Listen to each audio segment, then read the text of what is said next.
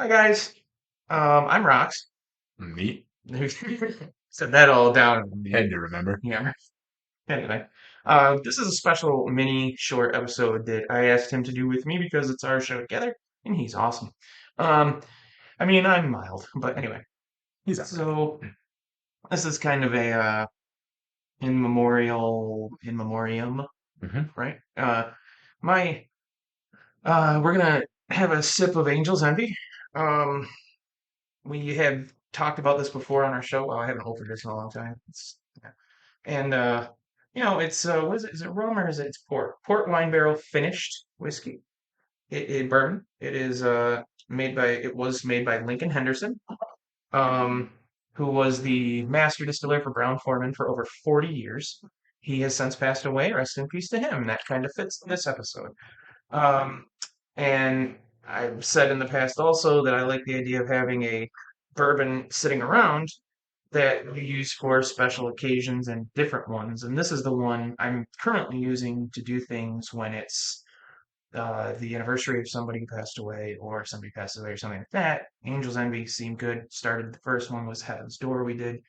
That was a few months ago about my parents. Anyway, recently my ex, technically my ex mother-in-law passed away.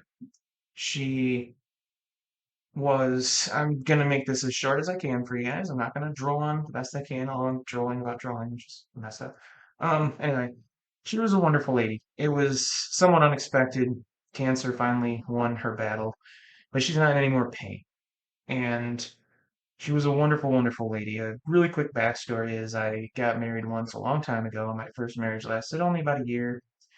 But it did spawn my oldest son, who is one of my three favorite people in the world, with along with his brother and sister.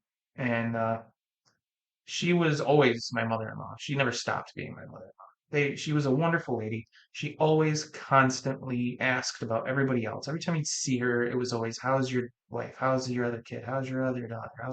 Your daughter? How's your other son?" She never wanted to talk about herself. She always wanted everybody to come over and laugh. Many, many years, right up until, this year and COVID played a little bit of a part in the last couple of years, sort of as it has for all of us. She would always constantly come to all the games and she would come to all the parties and we would go to all her parties and games and holiday things. And she was extended family. And it was mostly because of her. We called her Mimi. I think we called her Mimi, if I'm remembering correctly, to all of you, those of you watching. I think my son, when he was little, just kind of got that name. He just kind of never got the word grandma when he was one or two or three or whatever, and it just kind of became Mimi. And she was always Mimi, and she's still Mimi. The last time I saw her was December 12th. My son and I went to see her in the hospital. You could only have two people go in, and you had to be 18 or over at the time. She was in a regular room at the time, so we went and saw her. It was a wonderful visit. I'm so glad I did it. It was before Christmas. She was worried about her Christmas shopping. She hadn't gotten it done yet. Um, she um she was just a really, really nice lady that cared about everybody else and more than herself. And she had a great laugh and all that kind of stuff. She was just wonderful. And so is she's still my mother-in-law, and so is her husband, who is Poppy, and he's still Poppy. And I just added another one, which is what I told my ex-wife when she told me, and the tears started flowing. Was I never felt like I lost a mother-in-law. I just gained another one a couple years later, and they're both wonderful ladies. They both were and are now still.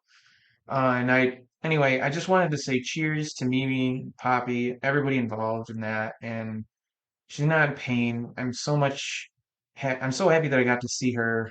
And when we went there then on the 12th in the hospital, as soon as she realized it was us, because she was just kind of rolled, turning the other way, like laying in bed. As soon as she saw that it was us and heard our voice, she sat right up, her eyes opened right up, and she just started talking. It was exactly like we were in her house or in her living room or kitchen. She was just, let's eat something, let's do something. What do you want to drink? How's everybody doing? It was a great conversation, and I'm sad I didn't get to see her again. I'm glad she's not in any pain. Again, I would just keep saying it. She's just a wonderful, wonderful lady, and she never sowed the seeds of discontent or anything when there was a divorce going on after a year. You just say the word divorce, it elicits a lot of negative feelings and emotions. And she did everything and so did Poppy, to make sure that wasn't the case. Our families have come together to be one big extended family. Like I said, she's still a mother-in-law to me, or she was until the other day, sadly. Um, and she always, treated my kids exactly like they were her grandkids, even though, like, according to all the official terms in biology and stuff, it didn't matter. It didn't matter if it was a marriage certificate or if it was blood related. She just always like, oh, let's go over to the snack stand and I'll buy you some snacks, or let's go this and there. And she would scream on the sidelines with me. I was kind of the loud, obnoxious parent when my kid was playing a lot of sports. And I would yell, that's a foul, or he tripped him when he was playing soccer or something. And she would be right there and scream louder than me. She was my partner in crime. I miss her already. And she was just awesome. She was awesome. Uh, so I thank Nate repeatedly for doing things like this with me and cheersing when things like this happen. It's terribly sad, and my son is going through a lot right now because it's the first big loss he's had since he's been growing up, I think, as far as, really he's 20 now. So the last time somebody died that was really close to him, I think, was quite a few years back, and he didn't process it and stuff, and he's going through a lot as we all are.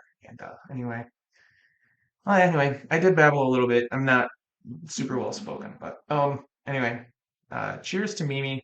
I hope you rest in peace forever. I hope all the people were waiting for you there at the gates. Your mom before you, who was also an awesome lady, Grandma Bar, um, and your dad and everybody else that went before you. My mom and dad, they loved you too, as did everybody. So anyway, that's really it. So it's not a long episode. We're gonna take a sip and cheers to Mimi. There'll never be another Mimi, which is what I posted on Facebook. There'll always be other great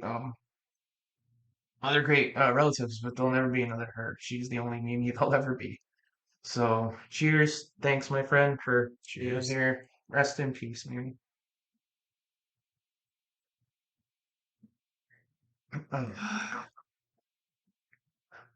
For whatever it's worth with the bourbon. I mean, it's still not my favorite, Mm. but we open stuff and I get through it, and I love the name of it and the angel's wings on it, Yeah. and it makes me think of things like that. And like I said, just I constantly kept telling my son, just remember she's not in pain, and remember that someday you find what you believe in and you decide, and she's if there's a place, she's in a good one because I wish I could emulate more things of being more selfless, and it was people like her that kept our families together and things together, and I hope I learned from her, and I hope I grow because of her. So. All right, guys. Thank you very much. We'll talk to you soon. All right. Thanks Thanks. for watching.